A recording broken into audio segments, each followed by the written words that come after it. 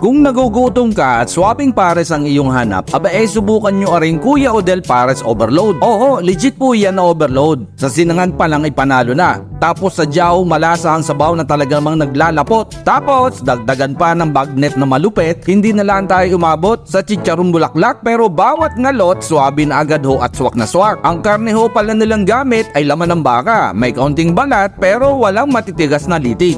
Kaya kapag lumabat sa inyong dila ay baka ho kayo mapaunga. At para mas pumutok ang lasa ay dilagyan ho natin ng onion spring, bawang, matakaw ho ako sa sibuyas, tapos chili oil at kalamansi. Mekos, halu-haluin, pwede na. Siya nga pala, Ariho ay nasa Barangay Masaya sa bayan ng Rosario, Batangas, sa harapan ng dating gasolinahan na Total Gas Station. Ay panin na ho kayo. Ang isang order nga ho pala ng kanilang Pares Overload ay nagkakalaga ng 100 pesos. Pero mayroon pa ho yung kasamang isang soft drinks. At kung gusto nyo naman ng extra rice, ay di mayroon diyan, ay pagsalaki ng kanilang kaldero ay hindi kayo mauubusan. Kaya sigurado bundak na ho kayo kapag binanatan nyo ang Pares ni Kuya Odel. Ay ako'y kakain na muna. Ay dyan na No, I don't take shit. I